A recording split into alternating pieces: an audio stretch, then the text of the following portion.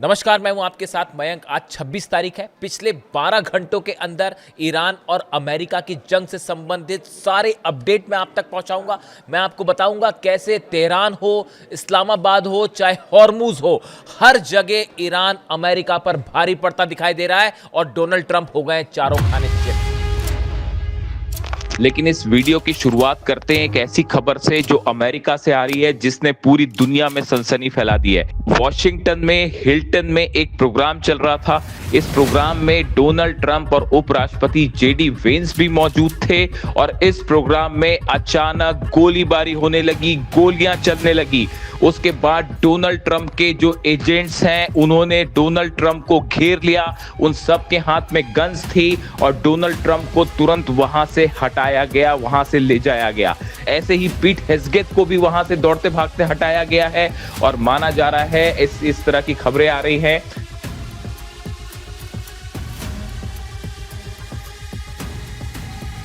लेकिन जिस तरह से वहां पर फायरिंग की आवाजें आई, देखिए ये मौका था व्हाइट हाउस करस्पॉन्डेंट्स एसोसिएशन के लिए। जितने भी सदस्य हैं इनके लिए एक डिनर का आयोजन किया गया था डोनाल्ड ट्रंप की तरफ से, व्हाइट हाउस की तरफ से। और जिस जगह पर ये प्रोग्राम होना था वहां डोनाल्ड ट्रंप मौजूद थे, सामने पीट हेग्सेथ मौजूद थे, कई और जो अधिकारी हैं व्हाइट हाउस के वो मौजूद थे। लेकिन तभी अचानक गोलियां चलने लगती हैं और किसी को कुछ समझ नहीं आता कि ये क्या हुआ। और उसके बाद जो सिक्योरिटी एजेंट्स हैं डोनाल्ड ट्रंप के, वो फौरन आते हैं और डोनाल्ड ट्रंप को घेर लेते हैं चारों तरफ से। और उसके बाद ट्रंप को फौरन वहां से हटा के ले जाया गया। डोनाल्ड ट्रंप के जो एजेंट्स हैं वो ये चीखते हुए सुनाई दिए कि गन शॉट फायर किया गया है, यानी गोलियां चलाई गई हैं, गोलियां चलाई गई हैं। और वहां पे जो कई पत्रकार थे उनको भी वहां से हटाया गया। लेकिन कुछ देर बाद फिर डोनाल्ड ट्रंप का मैसेज आया कि शो विल गो ऑन, इस तरह का उन्होंने मैसेज किया। पूरे इलाके को सिक्योरिटी एजेंट्स ने घेर लिया है। कई एम्बुलेंसेस भी वहां पर तैयार थी, फौरन लाई गई और हालात ऐसे थे कि भयंकर अफरा तफरी का माहौल था। पीट हेग्सेथ जो है रक्षा मंत्री, वो भी वहां से तेजी से बाहर निकलते हुए हिल्टन से दिखाई दिए। यानी कुछ देर के लिए पूरे हिल्टन में अफरा तफरी का माहौल था। अब सवाल ये है अभी कि ये फायरिंग डोनाल्ड ट्रंप को निशाना बनाने के लिए थी। क्या ये हमला डोनाल्ड ट्रंप पर हुआ है?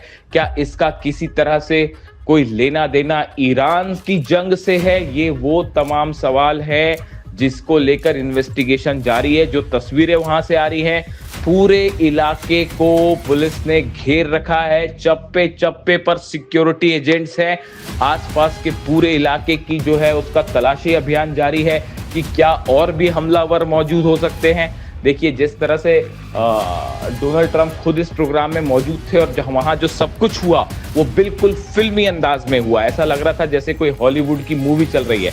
अब कई तरह के स्पेकुलेशंस हैं, कई तरह के इसमें चीजें सामने निकल के आ रही हैं। देखिए एक तो वहां पत्रकार पूरे मौजूद थे, व्हाइट हाउस करस्पॉन्डेंट एसोसिएशन का प्रोग्राम था, यानी जितने बड़े पत्रकार हैं वो सब मौजूद थे। उनके सामने स्टेज पर डोनाल्ड ट्रंप बैठे हुए हैं, गोलियों की आवाज आती है और उनको वहां से ले जाया जाता है। इसी बीच जिस तरह से इस्लामाबाद से ईरान के विदेश मंत्री अब्बास अराक्ची साहब बिना किसी बातचीत के अमेरिका के डेलीगेशन के आने का उन्होंने इंतजार भी नहीं किया और वो इस्लामाबाद से जिस तरह से वापस चले गए, इसे ट्रंप एडमिनिस्ट्रेशन के लिए एक बड़ा झटका माना गया। ये माना जा रहा है कि ईरान ने अपनी शर्तें सामने रख दी हैं, अपनी 10 शर्तें सामने रख दी है और साफ कह दिया है कि जब तक इन शर्तों को पूरा नहीं किया जाएगा तब तक अमेरिका से किसी तरह की कोई बातचीत नहीं होगी। इसे अमेरिका की विदेश नीति के एक करारी हार माना जा रहा है। जिस तरह से स्टीव विटकॉफ और जेरेड कुशनर अमेरिका से चले थे मिलने के लिए, पाकिस्तान आने के लिए, लेकिन जैसे ही उनके प्लेन ने टेक ऑफ किया अमेरिका से, अब्बास अराक्ची साहब ईरान के डेलीगेशन के साथ वापस तेहरान निकल गए। देखिए ईरान अब इस बात को लेकर बिल्कुल सख्त हो गया है कि जब तक ब्लॉकेड नहीं हटेगा, उसकी शर्तों को माना नहीं जाएगा, तब तक किसी भी तरह की कोई बातचीत अमेरिका के साथ नहीं होगी। और इस मामले ने अब इसको आगे फिर से जंग की तरफ मोड़ दिया है। इस्लामाबाद में क्या हुआ, इसको लेकर पूरी जानकारी मैं आपको अगले वीडियो में दूंगा। मोहसिन रज़ाई जो हैं, इनकी तरफ से बयान आया है कि ईरान पूरी तरह से एकजुट है। जो इस तरह की खबरें आ रही थी कि ईरान में अलग अलग राय हो सकती है अमेरिका से बातचीत को लेकर, उन्होंने एक बार फिर साफ किया है पूरा अमेरिका एकजुट है। जो तस्वीरें आ रही हैं ईरान से, एक बार फिर ईरान में बड़ी संख्या में लोग जमा थे और उन सब की एक मांग थी, अली खामेनी साहब के हत्यारों से किसी तरह की बातचीत नहीं होनी चाहिए। अली खामेनी साहब के कातिलों से कोई बातचीत नहीं होनी चाहिए। ईरान ये जंग जीता है और आगे ज़रूरत पड़ेगी तो लंबी जंग के लिए हम तैयार हैं। यही वजह है ईरान ने साफ कर दिया है कि ना तो यूरेनियम पे कोई बात होगी, ना परमाणु मुद्दे पर कोई बात होगी और ना ही मिसाइल प्रोग्राम पे बात होगी। ये तीनों मुद्दों को लेकर ईरान ने अपना पक्ष साफ कर दिया है। तीनों ही मुद्दों पर किसी तरह का कोई समझौता अमेरिका से नहीं होगा। इसके अलावा हॉर्मुज से खबरें आ रही हैं, करीब 15 जहाज ऐसे हैं जिन्हें ईरान की सेना ने, नेवी ने अलग अलग जगह रोक दिया है। ये वो जहाज हैं जो बिना परमिशन के निकलना चाह रहे थे ईरान की, और ईरान की सेना ने इन्हें अलग अलग जगह पर रोक दिया है। इसके अलावा जो खबरें हैं, हॉर्मुज के आसपास जो 19 जहाज हैं, जो मैंने आपको पिछले वीडियो में बताया था, 19 जो जहाज तैनात हैं, इसमें 200 से 250 फाइटर जेट्स हैं जो ईरान को घेर कर खड़े हुए हैं। देखिए 250 फाइटर जेट्स का यहाँ पर होना, लगातार टॉम हॉक मिसाइल्स का पहुंचना, लगातार रडार्स का यहाँ पर डिप्लॉय किया जाना, पेट्रियट और थार्ड का डिप्लॉय किया जाना, George W Bush aircraft carrier आना जो कि ईरान की मिसाइलों से बचाव करने के लिए लाया गया है। ये सारे इंडिकेशन इस बात के हैं कि अमेरिका एक बड़ा हमला कर सकता है जल्दी। रूस की तरफ से ये बात कही गई है। देखिए रूस की तरफ से कई बयान आए हैं। रूस की तरफ से देखिए ये कहा गया, जो लावरोव है विदेश मंत्री रूस के, उनकी तरफ से बयान आया है कि अमेरिका ने जिस तरह से ईरान को लेकर नीति अपना रखी है या वेनेजुएला को लेकर, उससे लगता है कि कोई इंटरनेशनल लॉ, अंतर्राष्ट्रीय कानून नाम की कोई चीज़ बची ही नहीं है। अमेरिका की दादागिरी चल रही है और अपने फ़ायदे के लिए वो इन देशों पर हमला कर रहा है।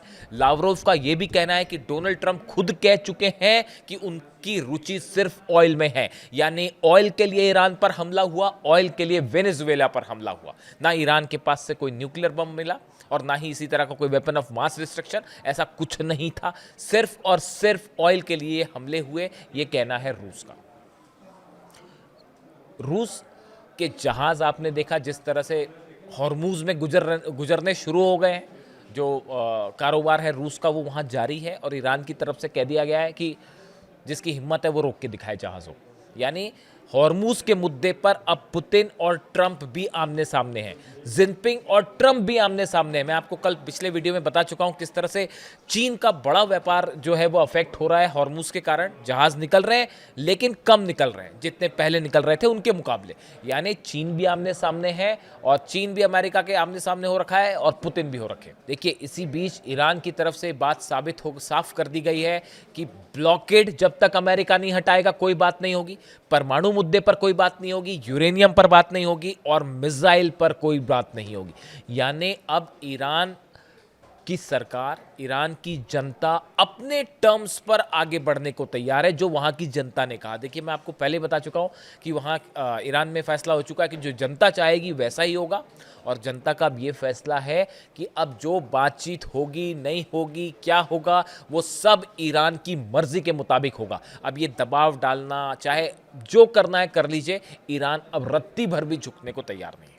तो अब हालात ऐसे हैं कि मामला एक बार फिर फंस चुका है और हर कोई जान रहा है कि यहाँ से आगे का जो रास्ता है वो सिर्फ और सिर्फ जंग की तरफ जा रहा है। इसके अलावा और कोई रास्ता दिखाई नहीं दे रहा है। देखिए हॉर्मुज के हालात ये हैं, हॉर्मुज में जो हालात हैं ये ज़्यादा दिन तक नहीं बने नहीं रह सकते। उसकी वजह ये है पूरे दुनिया का ऑयल बिजनेस अफेक्ट हो रहा है, पूरे अरब का ऑयल अफेक्ट हो रहा है, चाइना का, रशिया का, यहाँ तक कि जितने साउथ एशिया के देश हैं जहाँ ऑयल सप्लाई हो रही थी वो सब रुक चुकी है।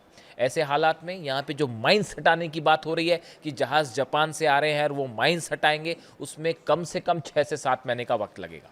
जो माइंस हैं उनकी कीमत बेहद कम है और जो हटाने की प्रक्रिया है वो बहुत महंगी है, बहुत कॉस्टली और बहुत लंबा भी चलेगी।